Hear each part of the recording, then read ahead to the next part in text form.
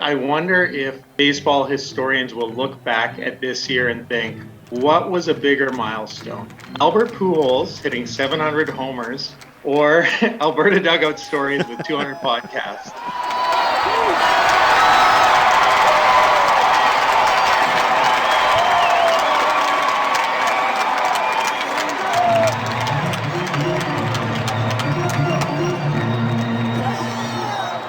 Welcome to episode 200 of Alberta Dugout Stories podcast. I'm Joe McFarland.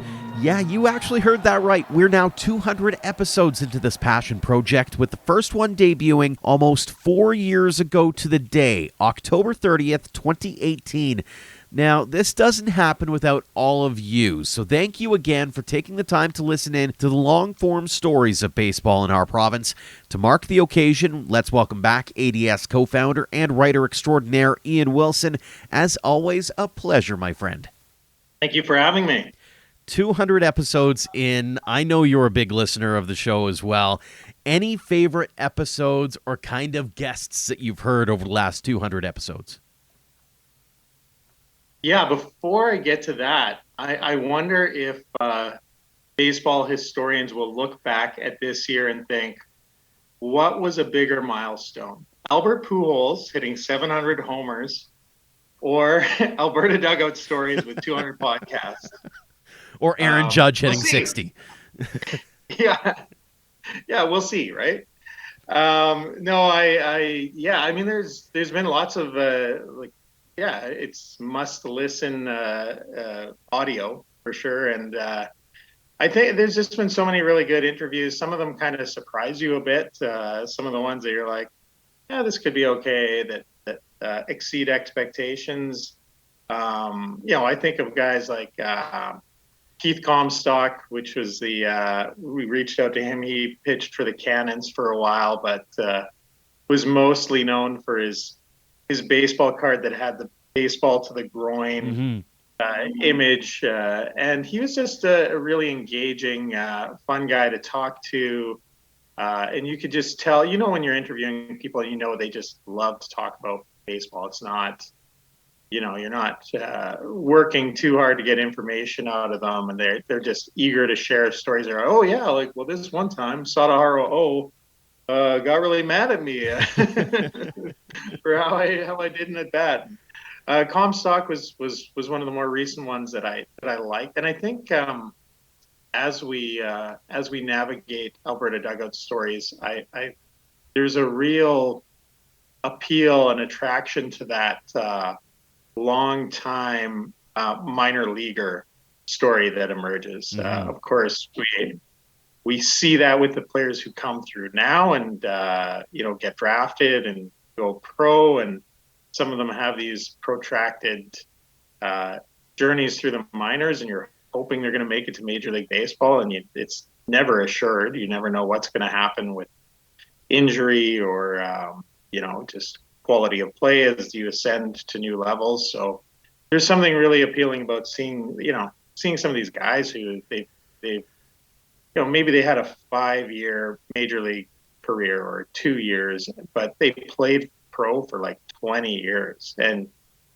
you hear about the bus rides and you hear about just the quality of life at that time. And it's not always great, but I applaud that commitment to go do that. I hope conditions get better on that front.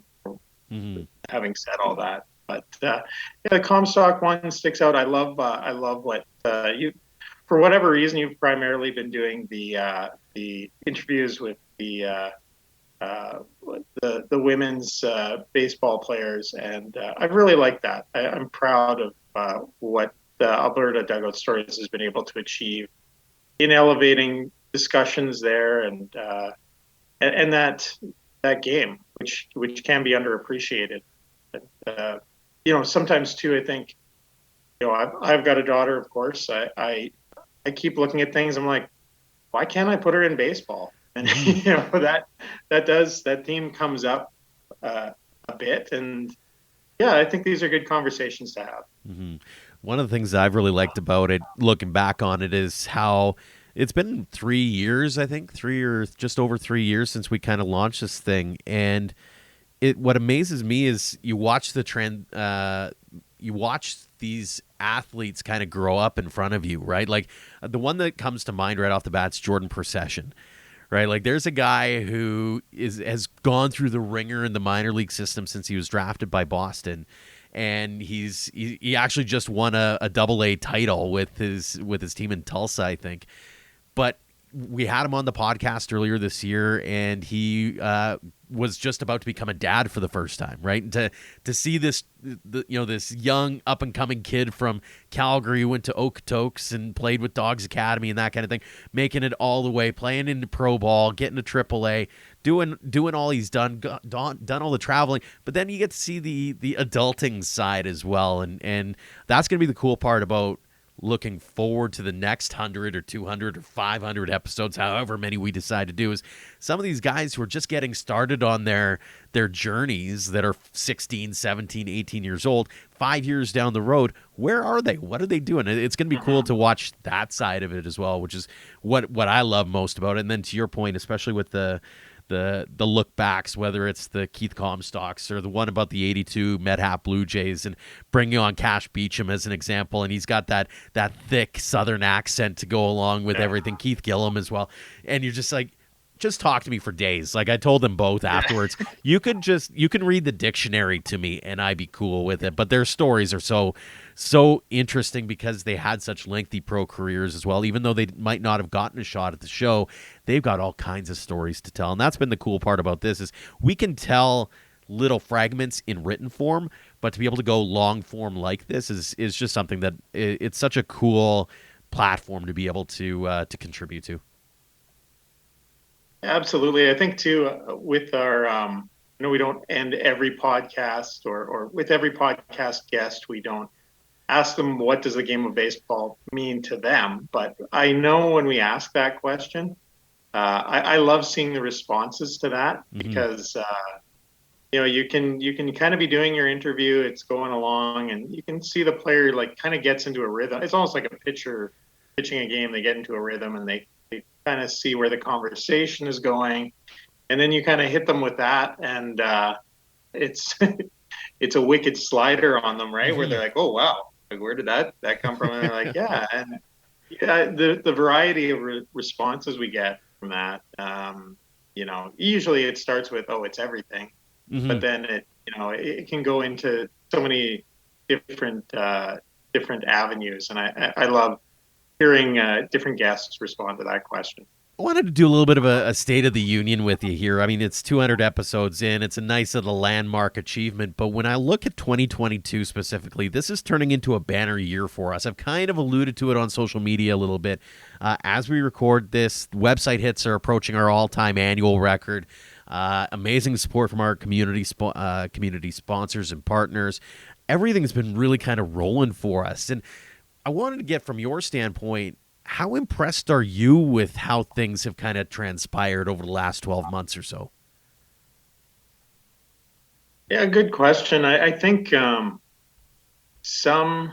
of the success is kind of, I don't know, it's amusing or it's funny in that I don't necessarily think from a content point of view, like, oh wow, we really stepped up and made like the storytelling is at a different level this year. I kind of feel like we've kept doing what we've been doing for years, and it's just steadily grown in that way. So I don't necessarily feel like this is the story, man. Like this is the one. This is going to get like so many views from this one. I as I've said to you before, usually my approach is like, I'm interested in this. That's all I care about. I want other people to like it. I want other people to read it or listen to it. I hope they're engaged by it and into it. But I love telling those stories. We can sniff out a good story and know what a good story is, whether it's a historical piece or it's something that's happening right in front of our eyes, whether it's, the WCBL All-Star Game or, or the finals for that matter, like of this year. I thought that particular season was just very compelling and great this year, and just a good reminder after a few years off. Wow, it's nice to have some great live baseball again.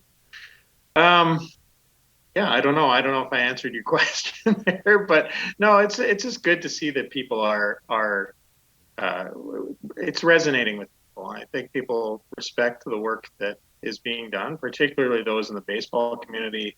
The response when we see people out at the Ball Diamond or talk to them on the phone or talk to them on social media is like, oh, wow, like I love what you guys are doing. And it's like, oh, good. Like I'm glad you're appreciating it. We enjoy doing it, and we want other people to feel the same way. Mm-hmm. No, it's interesting that way, is that you get into that sort of rhythm, and what ends up happening is, even during COVID, I think weirdly, because we kept on going and doing what we do, it kind of gave us a bit of a leg up almost. Like we stayed front and center in people's eyes, and even if there wasn't action on the field on a local scale, we were still telling those stories about how athletes were staying in tip-top shape, or telling those stories of yesteryear, or whatever the case may have been. And so when they were actually getting back onto the field and doing their thing, we were still there. We didn't disappear and have to rebuild anything.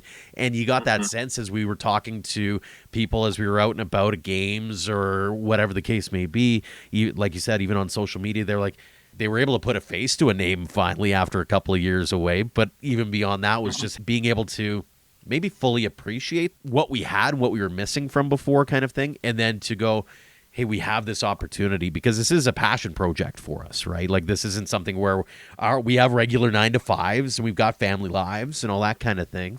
It's a delicate balancing act, but it's one that we've been able to strive for. And it's an honor and a privilege. I keep saying it. I feel like a broken record, but it is an honor and a privilege to be able to do something special like this and be able to do something that resonates with the baseball community, because as we watch the traditional media sphere continue to shrink and shrink because of the resource issues, people are looking for baseball stories or basketball stories or whatever the case may be, and we just happen to be the place that you can go for the best dugout stories. Absolutely. And I think, with the media landscape, and I know with journalism in general, there is animosity, shall we say, at different levels, not necessarily entering the sports realm quite as much, although it can get that way too. So I think people really don't know what they've got until it's gone, kind of thing. We've seen that in the Calgary radio landscape recently, how things have changed, and then it's like, what's going on here? So I think we are filling a void with our coverage, our baseball coverage, and hopefully we're able to keep doing that for years to come, because I enjoy doing it. But as you said, there's family commitments and life gets in the way, so to speak.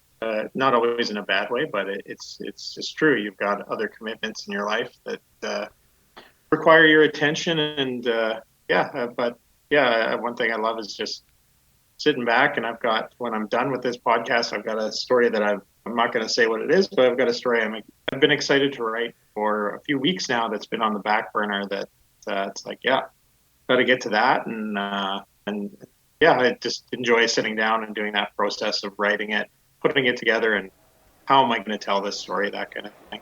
Before we change things up and talk a little MLB, let's hit pause and thank our Platinum supporters for all they do for us and for baseball in Alberta. The Okotoks Dogs are WCBL champions and will return as hosts of the league's 2023 All-Star Game. For more, head to dogsbaseball.ca. And AHP Academy is devoted to driven athletes, and they're building on that mantra with new facilities and programs as well.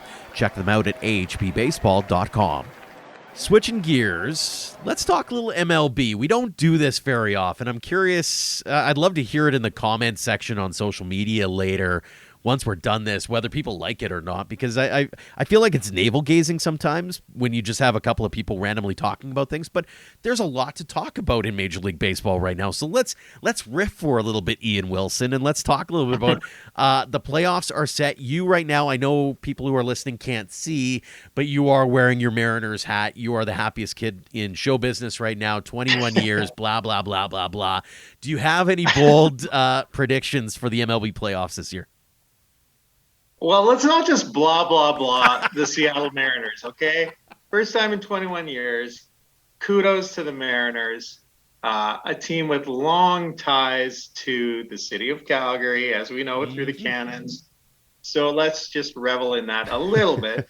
Not to mention, Edgar Martinez is still at the club, longtime Calgary Cannons great Hall of Famer. So there's still some connections there. And Julio Rodriguez is one of the emerging talents who's just so fun to watch. I know we're in many ways talking to Blue Jays country out there.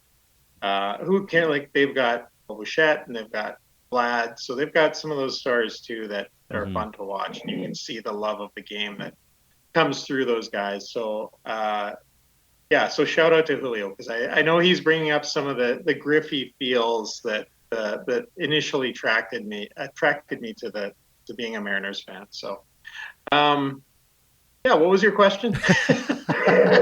Any bold predictions? Who do you think is going to win, or what? Any thoughts as we head into the first round?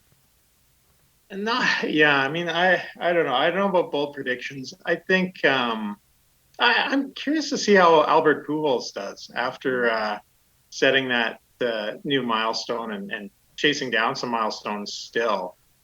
He actually seems, it's not just like he's hanging on and chasing these records, even though he's playing terrible or anything like that. He's contributing. He's looking good and he looks re-energized. So I'll be curious to see how he plays and if he can do, weave some kind of Disney magic in St. Louis. The American League, the Astros are the team to beat. So many people don't like them. I don't like them. I won't be cheering for them. I'm not really a Yankees guy, but I'll be curious to see how they do. They've had such a weird season. So I think there's more of a which team is going to show up in the playoffs. They obviously have great talent there. And then you get that whole Blue Jays, Rays, Mariners mix of very good teams. But even with them, I don't know which of those teams is going to necessarily show up. But I think in a short series, they've all got the pitching to get them through. And it's just, more of, I think, what their hitting can do come crunch time. So, over in the National League, I think Dodgers are always, the Dodgers are always the Dodgers, right? They're a threat. Braves are, credit to the Braves for, by the way, we lost Freddie Freeman. Yeah. And then it's nah, we're okay. We're good. So that's going to be compelling yet again. Can the Braves, repeat and have success again? I don't know. I don't know where that's going to go, but sit back, grab a popcorn, grab a brew, and it's always the best. It is the best for playoffs and postseason play. Nothing is more dramatic, and just you just get those angsty butterflies watching it. And I say that even when the Mariners obviously haven't been involved. So that's going to be heightened now. I have this weird feeling, I don't know why, but it feels like Cleveland's being overshadowed. And I just don't know it. I have this weird feeling that it's going to be like the Guardians and the Dodgers or something like that, just completely out in left field from the AL, because everything is just so, to your point, if the pitching catches on, if the hitting does well, any of these teams can come out of it and just quietly going about their business, doing what they got to do to get into the playoffs. the Cleveland Guardians are there. Like, nobody expected them Yeah. in that spot. Same with the Braves, right? Like, the Braves have been in that spot. You mentioned Freeman, no Mike Soroka this year. Like, everybody kind of went, okay, well, maybe this is the year where they kind of fall off the mountain. No, they decided that they were just gonna, ride a massive wave at the end, overtake the Mets, and do their thing. Like, just an unreal. So I'm kind of like you in that regard. I don't have any bold predictions because I think it's just going to be so unpredictable.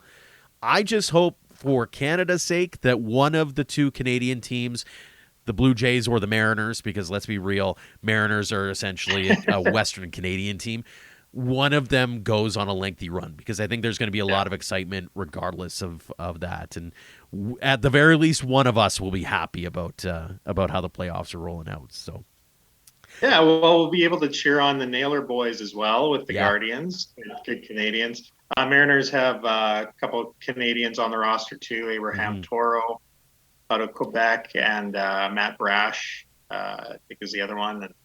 And a good point about the Mets too. Like, I mean, oh yeah, we've got DeGrom and Scherzer. Like, I know everyone thinks the Mets are going to Met and just kind of blow up because they did that recently, to end the regular season against the Braves. But don't sleep on that team quite yet. No. Or I don't know, maybe we do sleep on them. Who knows? I've always been a big believer, no matter the sport, whether it's baseball, hockey, whatever it is, as soon as playoffs begin, everybody's 0-0, right? Like, the Braves had the worst record of any team heading into the playoffs last year, and they walked away with the World Series trophies. So I'm not willing to write anybody off heading into a best of 1, best of 3, best of 7 at this point. So on to some other MLB stuff. I got to ask this. Aaron Judge, Shohei Ohtani, who you got for MVP?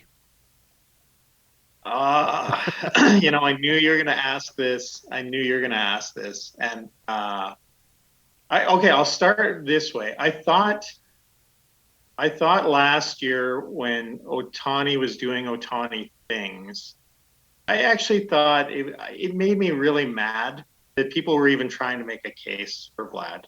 Right. There's nothing against Vlad. Great player. But let's be real. Like, Vlad can only do so much, and Ohtani is, he's doing stuff now that even Babe Ruth wasn't doing, So he's doing stuff that hasn't been done since Babe Ruth, and then he's kind of doing his Babe Ruth impression better in many ways. So I guess my default position for now, and as long as Ohtani is a high-level starting pitcher and a high-level hitter, and he is exceptional at both of those things. He's having a better year this year than last year. He's my default. He's the MVP. Sorry, and I don't tell me, well, the Angels aren't in the playoffs. Don't give me that crap. Yeah, that's okay. So Mike Trout sucks then, right? Trout sucks because he's on the Angels. No, that's not. So does Noah Syndergaard. Syndergaard sucks, but anyway. I like that throwaway comment. That's the one comment that people are going to come back to and and they're going to go on social and just blast you for it. I can't wait. Yeah. Well, tell me I'm wrong, I guess. But yeah. No, I think Ohtani is that default. Like, he's like, you have to start at the spot where this is the MVP. Now prove me wrong. Mm-hmm. I think. But there's a massive but. That was a really long early caveat to a but involved, but okay, let's go. Let's hear it. Yes. But I mean, you can't, like, for the most of the season I was just like, we had Judge. Judge he's going off. He's doing all right. If Judge wins the Triple Crown, and he's already, he's tied the American League record. If he does break that American League record, like, it's just one of the best seasons for a hitter, ever. Yeah. Really. So it's not one. I think that is a little bit different. I think Triple Crown, record for single season home runs. I know it's not the Bonds, but I don't care. Mhm. And I don't care. I don't want to get in the whole steroid thing with Bonds and blah blah blah. But I just think I think Judge, if he does that, if he's triple crown and he's at 62, 63 homers, that's hard to say no to, right? Like, and then you could, yes, even though I just was crapping all over the Angels suck thing, you could say, and he's on a team that, like, if that becomes if that becomes your tipping point, then that can enter the conversation. But yeah, so yeah, I actually, I would still go with Ohtani though. I think ultimately Ohtani's the guy, but again, it's hard. Like, if Judge does those things and achieves those things, I don't think you can just be like, well, no, Mhm. no team. So yeah, that's where I'm at. I'm leaning Ohtani, but I hate that I agree with you. It's bugging me a little bit, but I've been an Otani guy from the get go. As great and phenomenal of a year as Aaron Judge has had, the Angels are an even worse team without Shohei Ohtani. That's just straight up because of not only what he does at the plate, what he does on the base paths, but also what he does on the mound. And that says a heck of a lot. And if he's not your MVP, what does that say about, like, what does he have to do to get to that point again, right? Like, yeah, next year, does he have to have an ERA under 1? Like, does he have to have a Dennis Eckersley kind of year where it's like a .69 and that's your bar and he has to hit 50 plus? Like, it's a neck and neck race. Don't get me wrong. Like, there's no clear cut winner in this. Part of me is like, hey, we'll just make it a tie. They're both co MVPs, and then everybody wins. But I don't like sitting on the fence, so I'm going Ohtani just because I think you're seeing a generational talent who is doing an incredible job at both the plate and on the mound, something you've never seen before. Outside of Babe Ruth and our generation never saw it. The generation before us never saw it. You can't rule that out. And whereas we could see Aaron Judge hit 70 next year, like that, that's a possibility, right? So, yeah. On to one more final topic of conversation for us. Rule changes coming up for next season. We've got bigger bases coming. We've got a pitch clock coming, and we have no shift. Any argument against or for any of those 3 rule changes? just generally speaking, I don't like them messing with the rules and changing the rules and trying to cut the time on the game. I I I think baseball is, I understand, like, you only have their attention for so long and that kind of thing. But I also think baseball is a different sport, and I think, you know if people leave in the 7th inning, so what? Like, if they join the game late, they come in the 3rd inning and stay for the rest of the game. So what? Baseball is very. I think you can be a tourist in a given game. Mm. I've done it. I'm not like, oh, like I need to watch every inning of every Mariner game or every inning of every Blue Jay game. Yeah, I wish I had that kind of time to, sit back and do that. But let's be real. Sometimes you just get a dud of a game or a boring game, or you're not engaged into it, or you got to do the laundry. Who knows? Or do the dishes, right? Mm-hmm. So I don't get the need to cut the runtime quite as much as the powers that be. So I don't. I get tired of oh, we got to chop 20 minutes off the average game. Why? Like, why not just sit with it? Why not just go into it and be like, yeah, we could be here for 4 hours. You know what? Settle in, kids. Mm-hmm. Phones away. Breathe in the smell of the grass. Enjoy it. Okay, you're gonna have a tantrum. Okay, let's go. Like I just feel like you take that time, and I think it's a gift, and you need to, yeah, just immerse yourself in it more if you can. Okay, getting back to my intro to your question. I'm okay with the bases being bigger. I think one of the major things, I think there's a cap on pickoff attempts too, if I'm Oh, not okay. mistaken. I've thought for a while, the key to increasing the excitement of baseball is not home run related. We don't need another Sosa McGuire. That stuff's fun, but it doesn't have to be the long ball.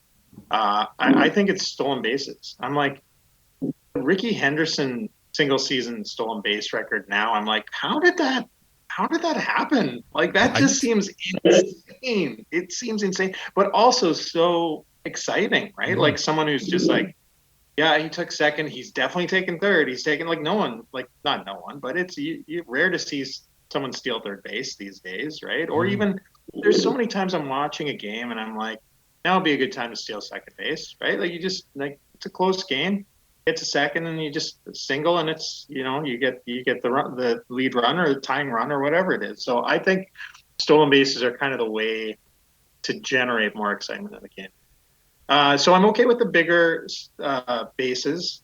I'm okay, I think, with the pickoff moves being limited. I'm grudgingly okay with the pitching clock.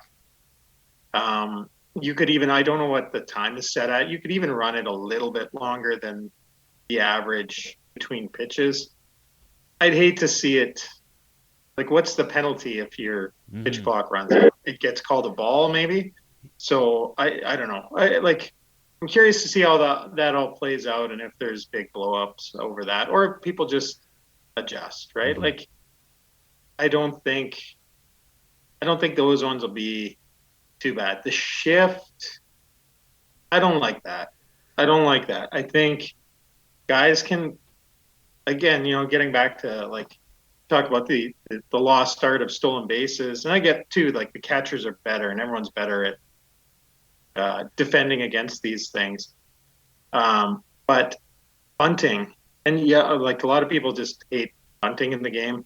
I'm fine with it. I don't care if you can lay down an awesome bunt and leg it out for a single, good for you. Like, if it beats the shift, good for you. If you can just not necessarily do a bunt, but one of those check swing, excuse me, singles down the line, do it. Or doubles, for that matter. Yeah. To me, it's always been on the batter to solve that. And I think, I'm not sure that there's been an honest effort from hitters to really navigate that. But so I don't really like the shift being eliminated. We'll see how it goes, how it's how it plays in real time and all that, and how the pitching, like, I wonder what pitchers next year are going to be like, just collapse or not. Like, maybe I'm reading too much into it. Is there some pitchers that are like extreme ground ball guys who are like, oh, yeah, I can't pitch anymore. There's no shift. I don't know. So again, there's a curiosity factor, but I don't like that one. I like that one the least, I think, is eliminating the shift. Yeah, I'm with you on the shift thing, mainly because I feel as though no one really tried to beat it. Right? Like, it's one of those, I'll use the football analogy on this one, is if you're constantly running the ball or throwing, the 5-yard in, 5-yard out, and never testing to see going deep for that long bomb touchdown, defenses are going to cheat, right? They're going to stack the zone, and then you can't throw anything, and you're throwing in interceptions and that kind of thing. Same with baseball to that extent. Why wouldn't you take an opportunity, especially if you've got some good slap hitters, which seems to be a dying breed nowadays because everybody's jacked up and can hit 500-foot bombs.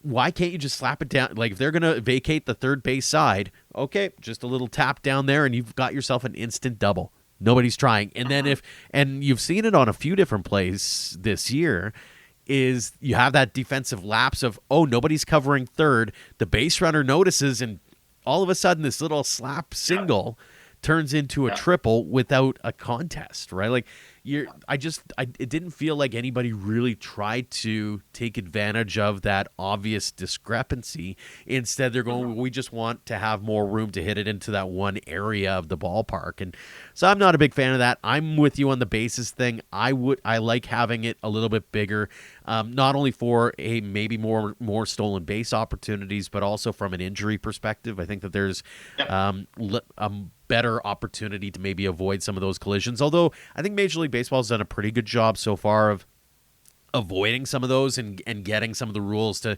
you can't deliberately slide into guys, that kind of thing, and cause injuries. That way we haven't seen nearly the same kinds of injuries that we did maybe in the past.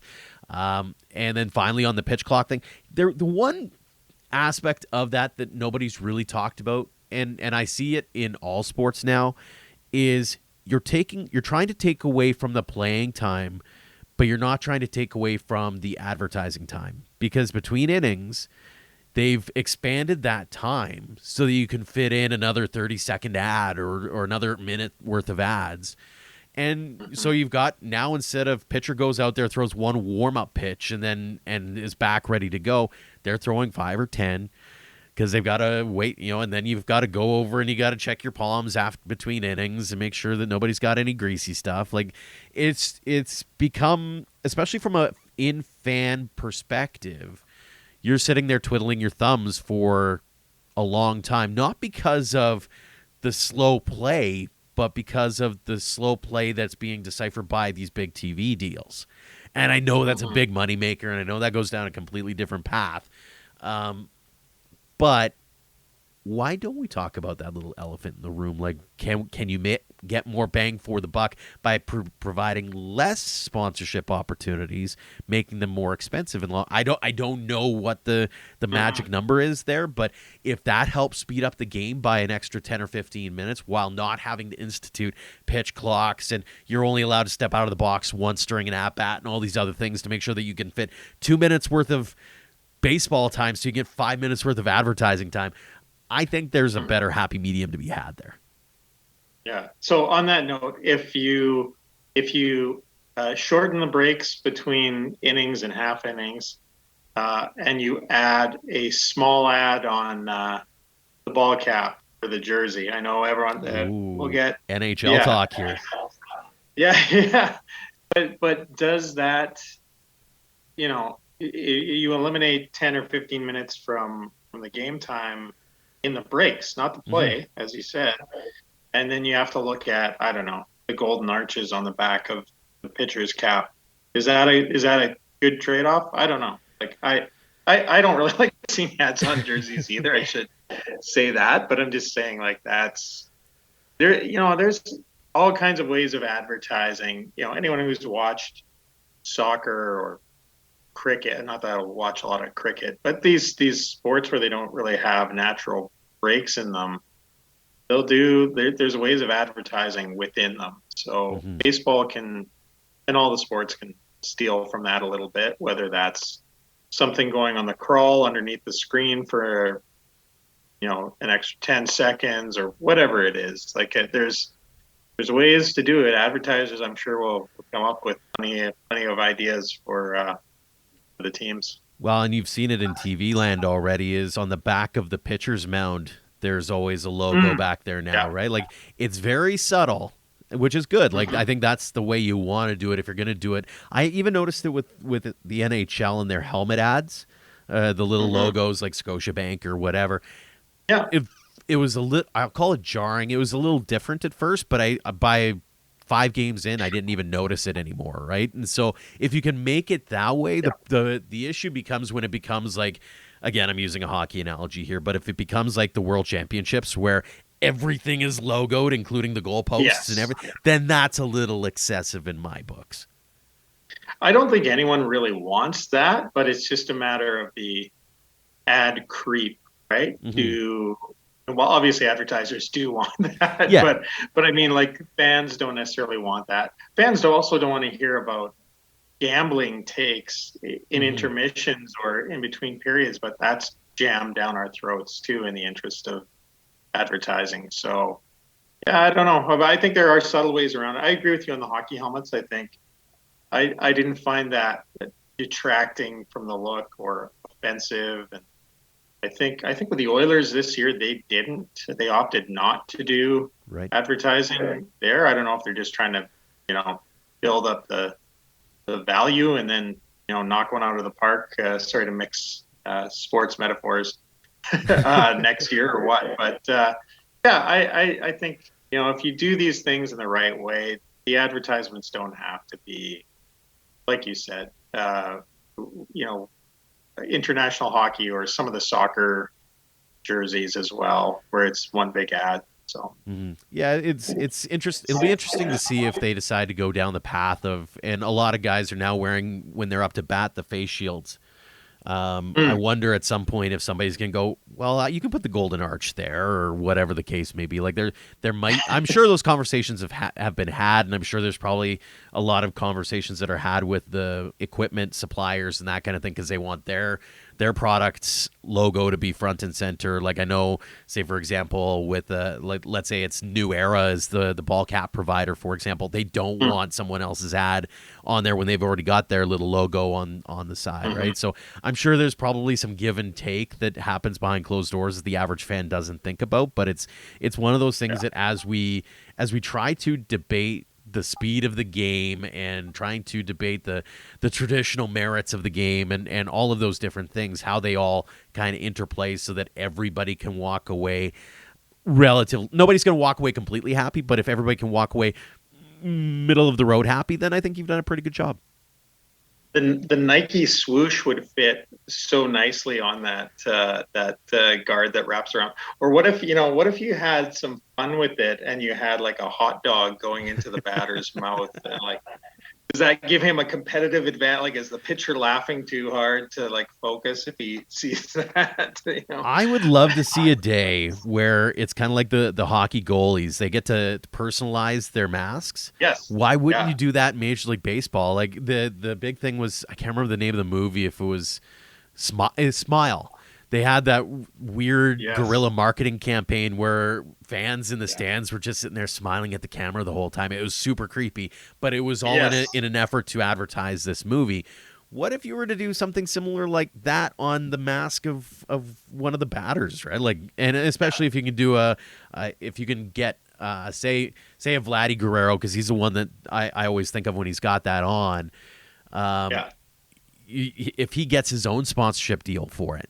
Right? Like, does he get a cut of the coin because it's his brand attached to it? Like, are there opportunities? I don't know. Now we're going down this really weird rabbit hole where we're solving the world's problems through advertising. Yeah. Well, does it become NASCAR because they're just bowing to sponsors? Or who is the running back for the Seahawks? The guy who loves Skittles. Marshawn Lynch. Yeah.